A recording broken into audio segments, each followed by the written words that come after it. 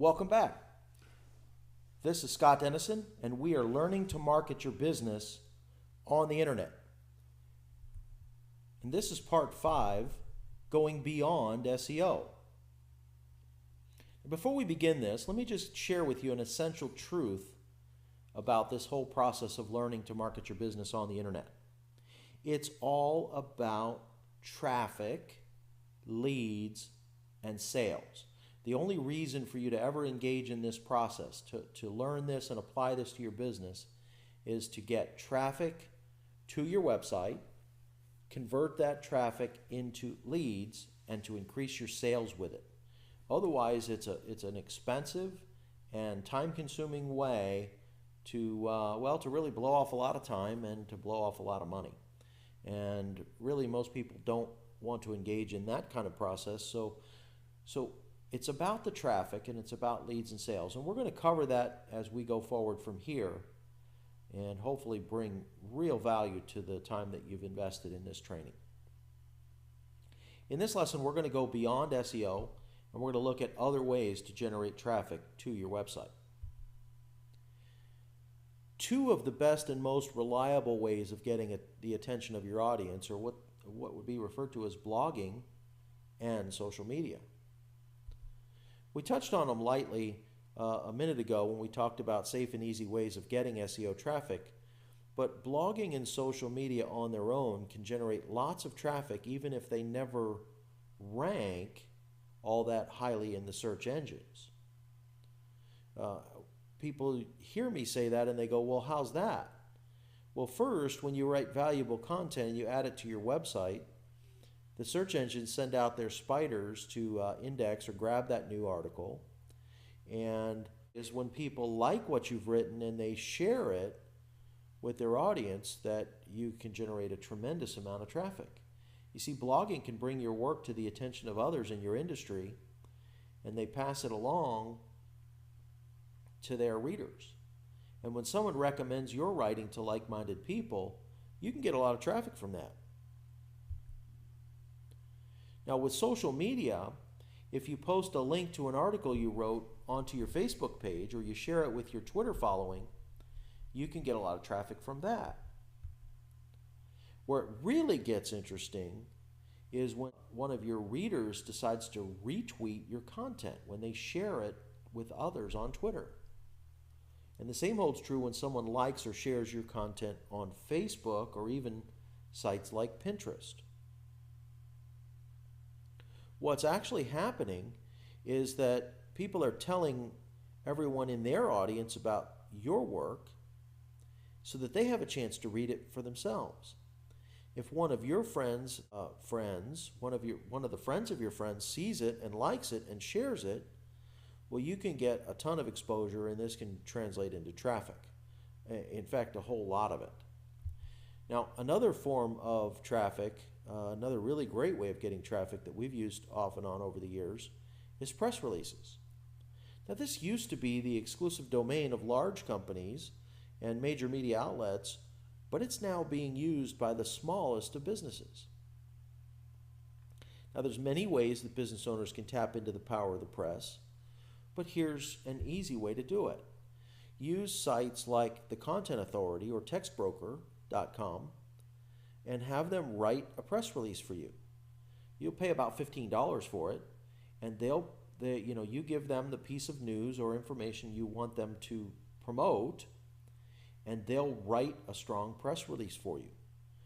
Now, there are some high-paid sites that you can use to distribute your press release, but initially distribute your press release for free. Go ahead and get it out there, and there's a bunch of them to use. Some of the bigger ones or better known ones are 247pressrelease.com and freepressrelease.com or even PR Buzz. And so start with the free stuff, and then if you want, you can go to a low-cost alternative and gain even more exposure for your news item in addition to those free options. Now, I could probably create an entire course on how we have used press releases to promote clients and their businesses. There are many SEO benefits to using press releases. So make sure you think that part through before you start using press releases in your strategy. But another place to get traffic to your website is good old-fashioned paid advertising, just in this case using newer forms of media. Now, I'm not suggesting that you run ads in the yellow pages or in your local paper, although that sometimes still fits with some people's strategy. But there's many paid forms of advertising that are excellent ways to tell prospects about your business. You see, the best part about some of our new forms of advertising is you don't even pay to run the ad. You only pay when someone clicks on your ad to learn more about your business. This concept is called pay-per-click advertising, and it's not new. In fact, it's the primary engine that powers Google's search business model. Yahoo and Bing, also referred to as Ad Center when the two of them are referred to together, is also very strong in providing a reasonable way to get people to your website at a fairly low cost. Now, to excel at the pay-per-click game, you're going to need to do some keyword research. And so if you go back to lesson 1 of this training, there was some reasonable amount of information on keyword research, and you're probably well on your way to having a really solid list of keywords.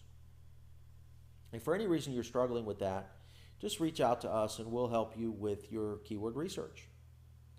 Now, your ads are going to be found by people that are searching on the keywords that you're trying to rank for in search engines.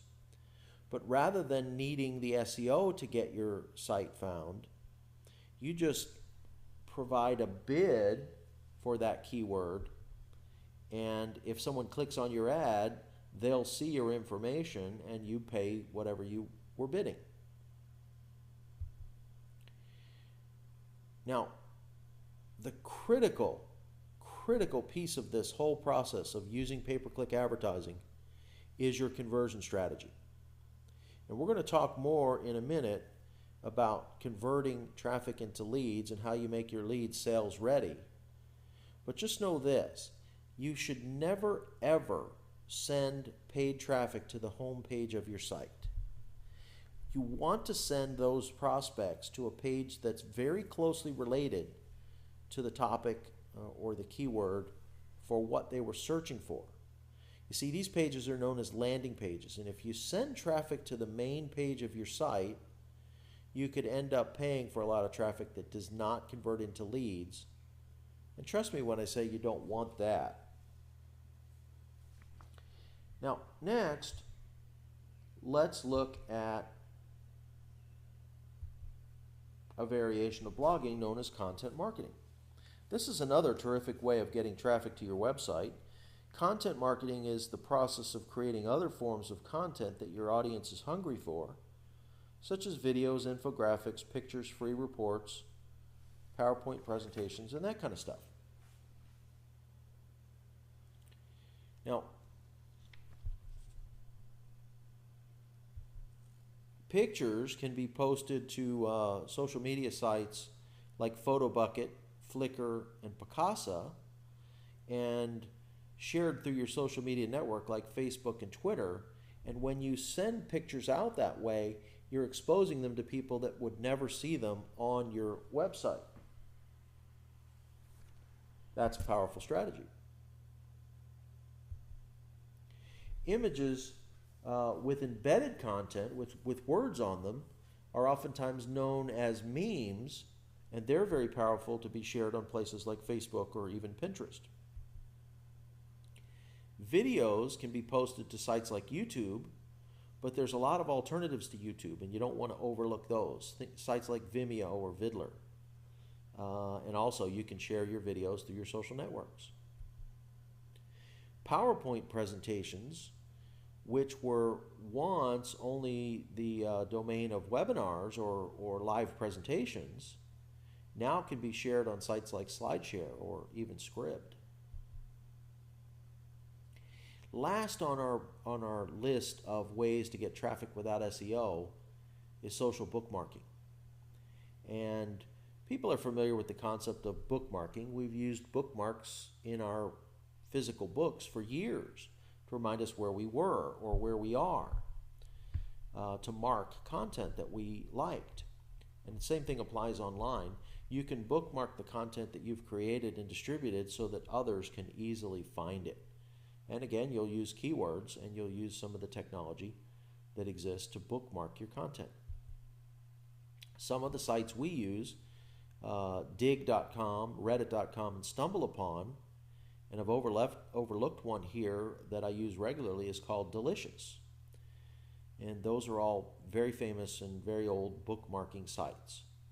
So if you combine all those with the other things that we're talking about here, you'll be able to generate a lot of traffic to your website. And this is all beyond the reach of SEO. You don't need any SEO whatsoever to do these. And we'll be back here shortly with lesson 6, where we're going to talk more about conversion strategy.